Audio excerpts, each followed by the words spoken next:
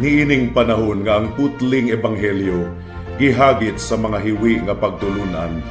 Kinahanglang mubarog ang mga tinuna ni Kristo sa pagpakigbisog sa paglaban sa pagtuo nga makausa ug alang sa tanang panahong gihatag sa Dios ngadto sa iyang katawhan. Mao'y hinungdan nga namugna kining tulumanon ang putling ebanghelyo. 30 minutos nga pagsabwag sa tinuod nga ebanghelyo kauban ni Pastor Jeremias hangad ang putling ebanghelyo. Ang putling ebanghelyo. Ang putling ebanghelyo.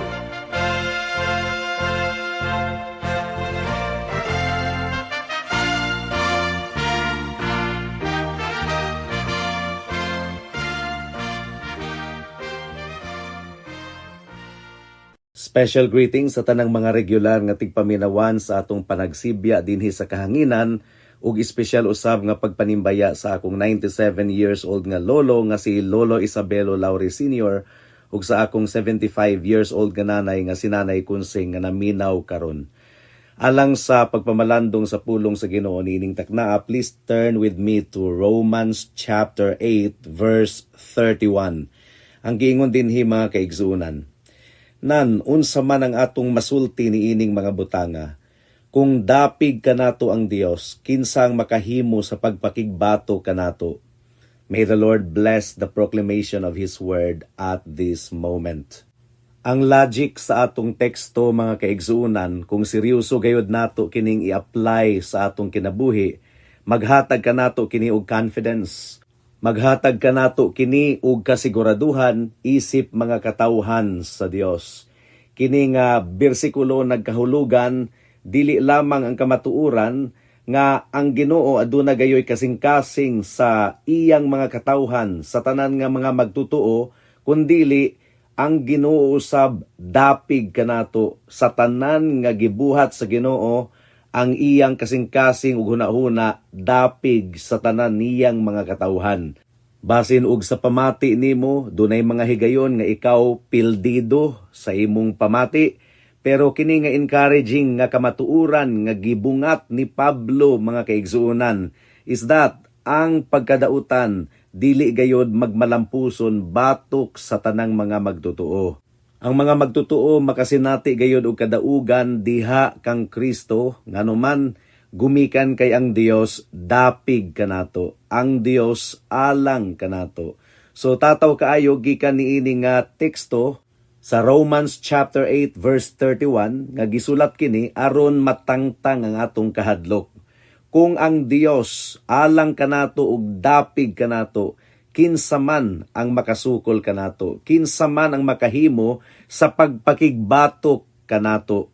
So ang tanang kahadlok sa mga buot nga mulaglag kanato, matangtang gayod, gumikan kay ang Ginoo dapig kanato.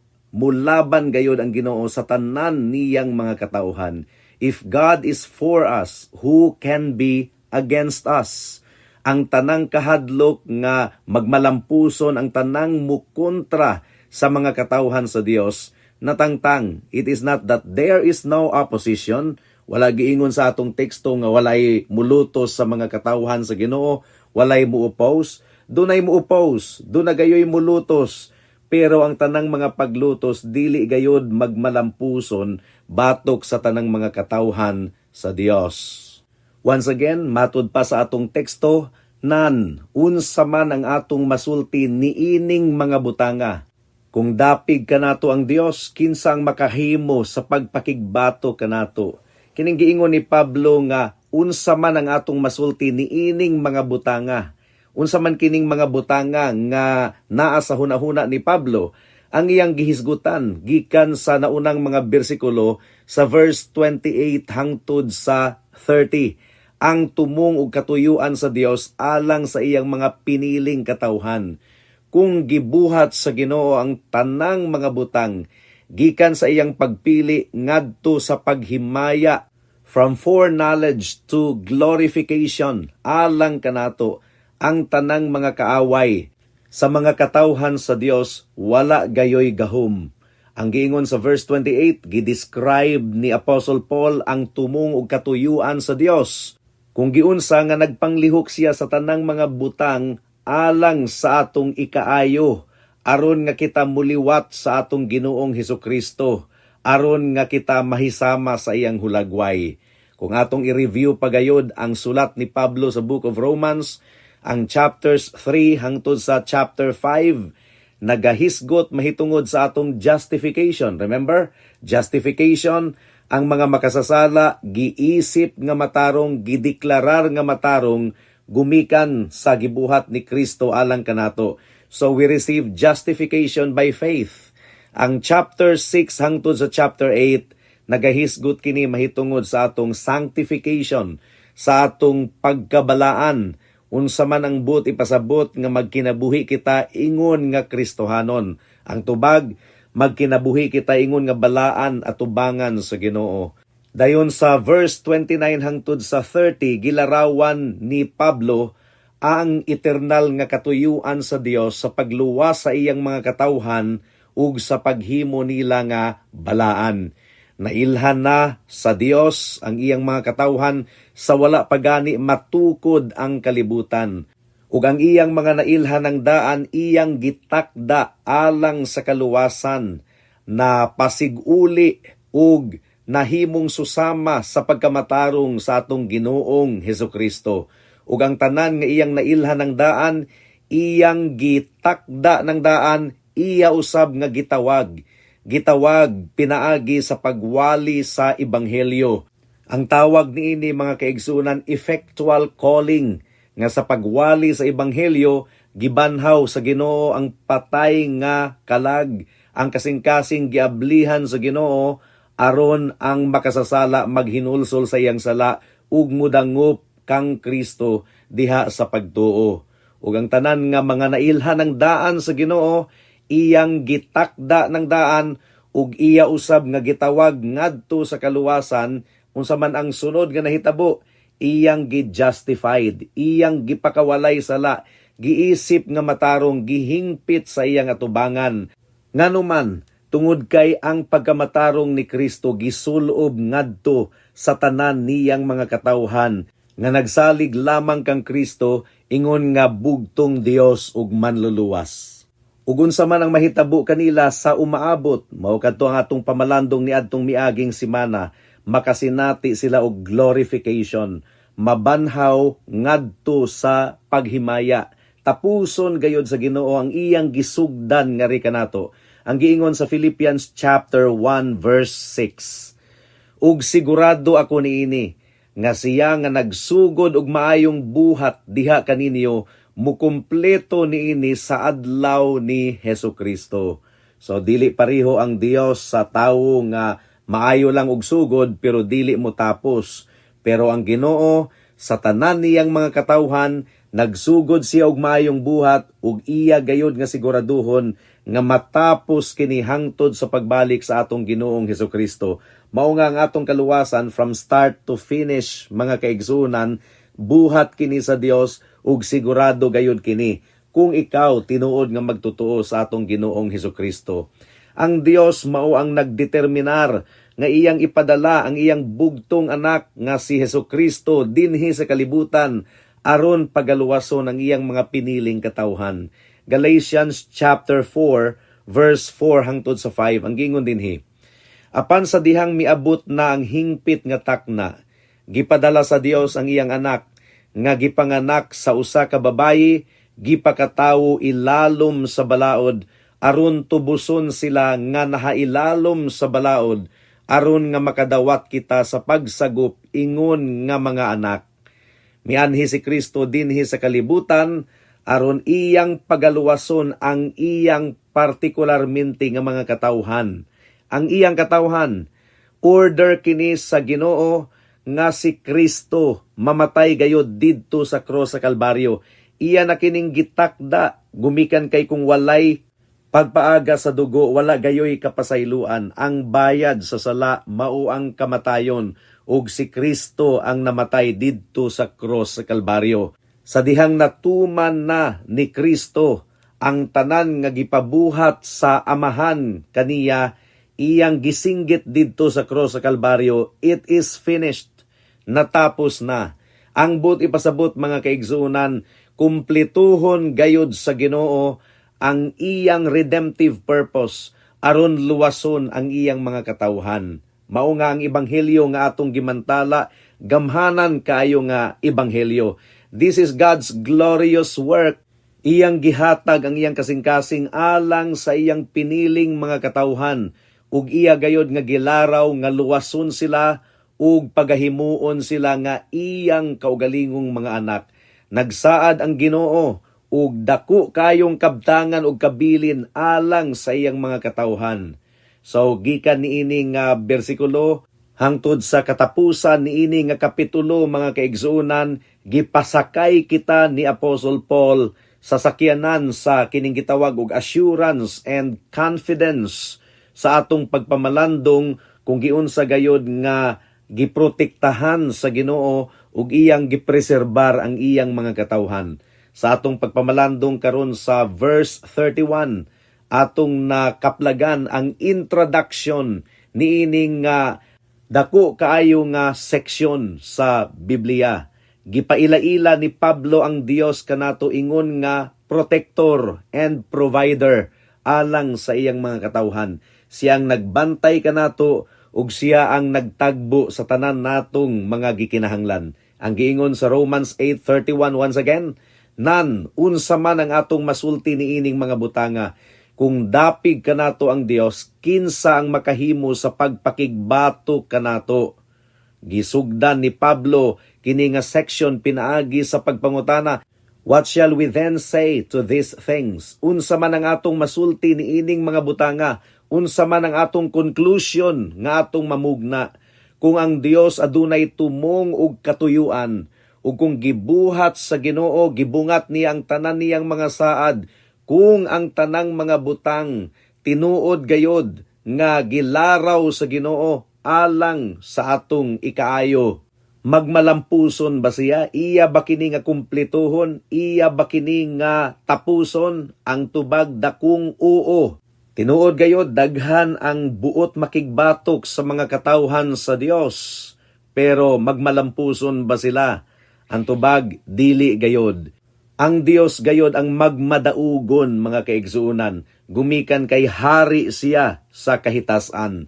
Ang giingon sa Psalm chapter 18 verse 2 hangtod sa verse 3, ang Dios ang akong bato ug akong kuta ug akong manluluwas. Akong Dios, akong bato nga kaniya nagpasilong ako. Akong taming ug ang sungay sa akong kaluwasan. Akong lig-on nga patukuranan. Nagtawag ako sa Ginoo nga takos nga pagadaygon, ug naluwas ako gikan sa akong mga kaaway. So sa nahabilin nga takna pa sa atong pamalandong, adunay duha ka butang nga atong pamalandungan, mga kaigsuunan. Ang una mao ang positive side. Who can be against us? Kinsa man ang makahimo sa pagpakigbato kanato? Ang ikaduha mao ang negative side. Who can be for us? Kinsa man ang mudapig kanato, hinaot nga tabangan kita sa balaang espiritu sa atong pagpadayon sa atong pamalandong niining takna. Mudangat na kita sa unang punto, the positive side. Who can be against us? Kinsa man ang makahimo sa pagpakigbato kanato? Kung ang Dios dapig kanato, kinsa ang makakontra kanato? Ang tawag niini, mga kaigsunan, rhetorical question nga obvious gayud kaayo ang tubag. Ang tubag, wala. Wala gayoy makahimo sa pagpakigbato kanato. Wala giingon ni Apostol Pablo nga wala tay mga kaaway. Of course, daghang mga kaaway ang mga katawhan sa Dios. Daghan ang buot nga mulaglag kanila. Pero ang giingon ni Pablo, kinsa man ang makahimo sa pagpakigbatok? Wala. Daghan kaayong kaaway ang mga katawhan sa Dios. Ang una natong kaaway, ang atong unod. Diin ang sala nagpuyo, mga kaigsuunan. Ang ikaduha natong kaaway ang kalibutan, nga buot gayod nga muliwat kita sa pattern niini, sa mga lakang niini.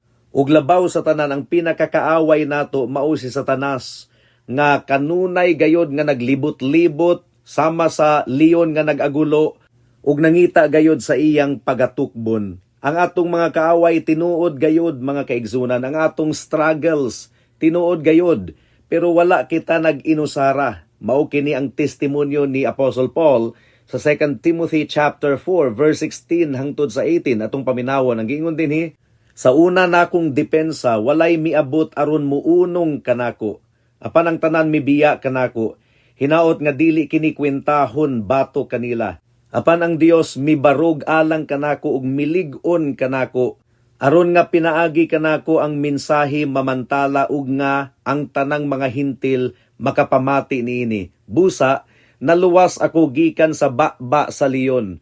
Pagaluwason ako sa Dios gikan sa matag daotang buhat ug pagadad-on niya akong luwas ngadto sa iyang langitnong gingharian. Kaniya ang himaya hangtod sa kahangturan. Amen. So, unsa man ang makahimo sa pagpakigbato kanimo igsuon diha kang Kristo.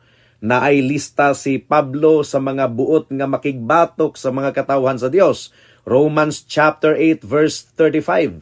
Pag-antos o pagkahugno o paglutos o kagutom o pagkahubo o pagkalaglag o espada, kining tanan makahimo ba sa pagpakigbatok sa mga katawhan sa Ginoo? Dili gayod. Si Satanas mga kaigsuunan daghan kaayo og mga hinagiban batok sa mga katawhan sa Dios. O kasagara nagapanglihok siya pinaagi sa mga makasasalang katawhan nga mubarog batok sa mga katawhan sa Dios. Apan wala gayoy magmalampuson batok sa mga katawhan sa Dios. Ephesians chapter 6 verse 12 atong paminawon. Tungod kay wala kita nakigbugno batok sa unod ug dugo, kundili batok sa mga namumuno, batok sa mga awtoridad, batok sa mga gahom sa kawanangan niining kamulong nga kangitngit, batok sa mga espirituhanong puwersa diha sa langitnong mga dapit. So adunay mga tribulations, adunay mga distress, adunay mga paglutos. Ang mga daotang mga katawhan kasagara naghatag gayud og pag-antos sa mga katawhan sa Dios. Adunay mga lugar dinhi sa kalibutan nga ang mga Christians ginalutos gayud kaayo. Kining mga butanga makabarog ba batok sa mga katawhan sa Dios? Dili gayud. Gumikan kay ipreserbar gayud kita sa Dios, iya gayud kita nga labanan. And then adunay mga difficulties and struggles nga atong masinatian sa atong pagkinabuhi niining kalibutana. Gihagit ikaw sa pulong sa Ginoo kung ikaw igsuon diha sa pagtuo. Gihagit ikaw sa pulong sa Ginoo niining taknaa. Napabakay mahunahunaan nga magmalampuson sa pagpakigbato kanimo? Unsa man, mawad-an kag trabaho, nakasinati ikaw og kalisod, mga balatian, or gitalikdan ka sa imong mga higala gumikan kay magtutuo ka ni Kristo, or kamatayon ba? Kining mga butanga dili gayud makahimo sa pagbarug batok kanimo igsuon. Unsa may makapildi kanato kung ang Dios kauban nato kanunay aron nga kita protektahan. Niadtong gilibutan sa mga sundalo sa Assyria ang Jerusalem. Ang hari nga si Hezekias mibarog aron dasigon ang mga katawhan sa Dios. 2 Chronicles chapter 32 verse 7 hangtod sa verse 8 ang giingon dinhi, pagmakusgan ug pagmaisog kamo, ayaw og kahadlok o kadismaya atubangan sa hari sa Assyria ug ang tanang panon nga kauban niya, tungod kay mas daghan pa ang kauban nato kaysa kaniya. Kauban niya ang armas sa unod, apan kauban nato ang Ginoo nga atong Dios, aron tabangan kita ug makigsangka sa atong mga gubat. Ug ang katawhan nalig-on gikan sa mga pulong ni Hezekias nga hari sa Huda. Ang pangutana, nagsalig ba ikaw kang Kristo igsuon?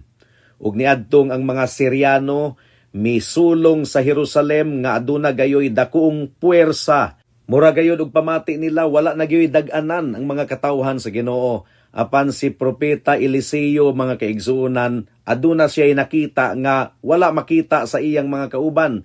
Mao nga nagampo siya sa Dios nga pagabuksan niya ang mga mata sa iyang sulugoon nga kauban niya. 2 Kings chapter 6 verse 15 hangtod sa 17 ang giingon dinhi. Sa dihang ang sulugoon sa tawo sa Dios mibangon og sayo sa kabuntagon ug migawas, tanawa, usa ka panon sa kasundaluhan nga adunay mga kabayo ug mga karwahe ang nagpalibot sa syudad. ug ang sulugoon miingon, hala, akong agalon, unsay atong buhaton?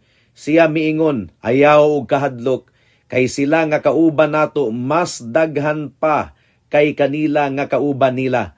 Dayon nagampo si Eliseo ug miingon, o Ginoo, palihog og abli sa iyang mga mata aron makita niya. Busa giablihan sa Dios ang mga mata sa batan-ong lalaki ug nakita niya og tan-awa ang bukid na puno sa mga kabayo ug mga karwahe nga kalayo nga naglibot kang Eliseo. Nakita nato mga kaigsuunan kung ang Dios dapig kanato ug kauban nato kinsa may makahimo sa pagpakigbatok kanato. Paminaw nato si Isaiah chapter 54 verse 17 ang giingon dinhi, walay hinagiban nga gihulma batok kanimo ang magmalampuson ug imong pagapakgangon ang matagdila nga mualsa batok kanimo sa paghukom. Kini mao ang bahandi sa mga sulugoon sa Ginoo ug ang panimalus nga gikan kanako, nag-ingon ang Ginoo. Ang buot ipasabot niini mga kaigsuunan, kining proteksyon sa Ginoo sa iyang mga katawhan, kabahin kini sa atong inheritance. Ang buot ipasabot niini, mga anak gayud kita sa Dios, kay ang mga anak hatagan og inheritance. Nasabta na ba nimo karon igsuon kung giunsa gayud ikaw pag-atiman sa Dios? Nagsaad ang Ginoo nga ang tanan nga magpanalangin kanato makadawat gayud og ganti. Matthew chapter 10 verse 42 ang giingon dinhi, ug si bisan kinsa nga maghatag sa usa niining gagmayng mga bata og bugnaw nga tubig tungod kay siya akong tinun-an, sa pagkatinuod ako magaingon kaninyo, dili gayud niya mawala ang iyang ganti. Ug ang Dios usab nagsaad og dakong pagsilot sa mga buot nga mupasakit kanato. Matthew chapter 18 verse 6 hangtod sa 7 ang gingon dinhi, apan si bisan kinsa nga maoy hinungdan nga ang usa niining mga bataa nga nagtuo kanako makasala, mas maayo pa alang kanila nga ang usa ka dakong bato ihikot sa ilang liog ug ilunod sa kahiladman sa dagat. Alaot ang kalibutan gumikan sa mga pagtintal sa pagpakasala, tungod kay mahinungdanon kini nga ang mga pagtintal mahitabo, apan alaot ang tawo nga pinaagi kaniya miabot ang pagtintal.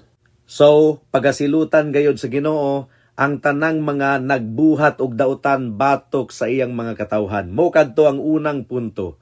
Ikaduhang punto, the negative side. Who can be for us? Kinsa man ang mudapig kanato, adunay opposite sa unang punto mga kaigsuunan. If God be against you, kung ang Dios batok kanimo, gumikan kay dili ikaw iya sa iyang panon. If God be against you, who can be for you? Kung batok kanimo ang Dios, kinsa man ang mudapig kanimo? Kung ikaw kaaway sa Dios, kinsa man ang mulaban nimo? Ang panalangin nga imong gituuhan, nga imong nabatunan, tunglo ka na alang kanimo. Ang tanang mga kalipay nimo niining kalibutana, introduction lamang kana sa walay katapusang kasakit sa adlaw sa paghukom nga ipahamtang sa Dios batok kanimo. Whether nakasinati ikaw og kasakit, or kahayahay niining kalibutana, as long as ang Dios batok kanimo, dili gayod tinuod nga ikaw magmauswagon og magmalampuson. Sila nga walay Ginoo sa ilang kinabuhi, ang Dios batok kanila. Ug adunay duha lamang ka mga posibilidad niining kalibutana. Gumikan sa sala ang tanang mga katawhan na himong mga kaaway sa Dios. James chapter 4 verse 4 ang giingon dinhi, kamo nga mananapaw nga mga katawhan, wala ba kamo masayod nga ang pagpakighigala sa kalibutan pagpakig-away sa Dios? Busa si bisan kinsa nga nagtinguha nga mahimong higala sa kalibutan, naghimo sa iyang kaugalingon nga kaaway sa Dios.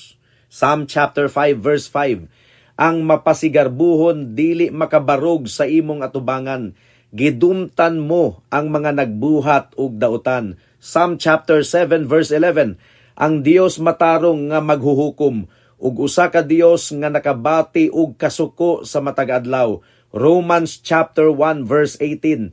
Kay ang tunglo sa Dios gipadayag gikan sa langit batok sa tanang pagkawalay Dios ug pagkadautan sa mga tawo nga pinaagi sa ilang pagkadili matarong ilang gipugngan ang kamatuoran. Kini nga mga bersikulo nga atong gibasa nagpakita gayod nga kung ikaw wala diha kang Kristo, kung ikaw dili iya sa Dios, kaaway ikaw sa Dios ug mubuhat gayod ang Dios sa iyang pagpanimalos batok kanimo. Makalilisang gayud kaayo higala kung ang Dios dili dapig kanimo, kung wala ikaw nahisakop sa mga katawhan sa Dios. If God is not for you, then He is against you. Alang sa usa ka Kristohanon, ang Dios nagpanglihok sa tanang mga butang alang sa imong ikaayo, igsuon. Mao kini ang giingon sa verse 28. Ang dili magtotoo, wala gayoy malauman gikan sa Dios. Nag-imagine ra ba ang mga unbelievers nga ang panalangin nga ilang nasinatian ni ining kalibutan na ang maayong trabaho, maayong kahimtang sa kinabuhi. Nag-imagine sila nga nahimuot ang Dios kanila, pero mga kaigsunan, common grace kini. Maayo kaayo ang Ginoo, naghatag siya og common grace sa tanang mga katawhan. Mao nga nakasinati kita og mga nindot nga butang ni ining kalibutana, but that is not a proof of God's favor. Bisan pa og hayahay ang imong kahimtang niining kalibutana, nahailalom gihapon ikaw sa tunglo ug kapungot sa Dios ug iya kining ibubo bato kanimo gumikan kay ikaw nagkinabuhi sa sala ug wala ikaw naghinulsol ug wala ikaw nakabato ni Kristo ingon nga imong bugtong Dios ug manluluwas. Romans chapter 2 verse 5 hangtod sa verse 6. Ang giingon dinhi, apan tungod sa inyong gahi ug dili mahinulsulon nga kasing-kasing, nagtigom kamo og tunglo alang sa inyong kaugalingon sa adlaw sa tunglo, kung kanus-a ang matarong nga paghukom sa Dios ipadayag. Iyang hukman ang matag usa sumala sa ilang mga buhat. So kung ang Dios bato kanimo, kinsa man ang mulaban kanimo? Unsa man naglaom ikaw diha sa imong kaugalingong kusog? Ang atong tawhanon nga kusog mupakyas gayod. Ang mga hospital mao ang saksi niini nga kamatuoran. Psalm chapter 31 verse 9 hangtod sa verse 10. Hatagi ko sa imong kaayo, o Ginoo, tungod kay anaa ako sa kasakit. Nahanap ang akong mata gumikan sa kasubo, ang akong kalag ug ang akong lawas man usab, tungod kay ang akong kinabuhi nagamit nga adunay kasubo, ug ang akong mga katuigan nga adunay pagpanghupaw. Napakyas ang akong kusog gumikan sa akong sala, ug ang akong mga bukog nahago kaayo. Ang giingon ko kaganina, ang hospital saksi niining tanan. Gumikan kay bisag unsa ka dato sa pasyente mamatay gayud gihapon kung kuhaon na siya sa Dios. Unsa man magpalaban ka sa imong good works, sa imong maayong buhat aron ikaw maluwas, ang imong maayong buhat hugaw nga panapton lamang atubangan sa Dios. Sa adlaw sa paghukom, daghan ang buot mutago sa mga langob ug sa mga kabatuhan, kay nahadlok sila nga makit-an ni Kristo nga naglingkod sa iyang trono, pero wala gayod sila'y madangpan, mga kaigsunan. Hinaot nga dili ikaw usa niini nga nahasulat sa Revelation 6:15-17 ang giingon dinhi, dayon ang mga hari sa kalibutan ug ang mga bantugan ug ang mga generalis ug ang mga dato ug gamhanan ug ang matag-usa, ulipon ug gawasnon, mitago sa ilang kaugalingon sulod sa mga langob ug taliwala sa mga bato sa mga bukid, nga nagsangpit sa mga bukid ug mga bato, bundak nga ri kanamo ug itago kami gikan sa dagway niya nga naglingkod sa trono ug gikan sa tunglo sa nati nga karnero, tungod kay ang dakong adlaw sa iyang tunglo miabot na ug kinsa ang makasugakod. Higala kung wala pa ikaw diha kang Kristo, kinsa ang makasugakod batok kang Kristo? Dili gayon ikaw makasugakod. Walay kaaway ni Kristo nga makasugakod batok kaniya. Pag hinulsol sa imong sala higala, dangup kang Kristo, sangpit kaniya alang sa kapasayloan ug kaluwasan. Saligi ang iyang pagkamatarong nga iyang isulob kanimo kung ikaw mudangup kaniya ug maghinulsol sa imong sala ug mutuo kaniya. Ug saligi ang iyang dugo nga giula didto sa krus sa Kalbaryo aron ang tanan nimong mga sala mapapas atubangan sa Ginoo. Wala kanimo ang paglaom, wala kay mabuhat aron ikaw maluwas. Dangop kang Kristo, anaa lamang gayud kang Kristo ang kaluwasan. Pinaagi kang Kristo, mapasiguli ikaw sa Dios. Ikaw nga kaaway sa Dios, mapasiguli, pinaagi kang Kristo. Gumikan kay si Kristo mao ang dalan, ang kamatuuran ug ang kinabuhi, ug walay makaadto sa amahan kundili pinaagi lamang kang Kristo. Dangop kang Kristo karon na dayon, kay basin ug ugma ulahi na ang tanan. Amen. Alang sa dugang nga mga pangutana, mahimong mo text kang Pastor Jeremias hangad sa 0935-744-3030.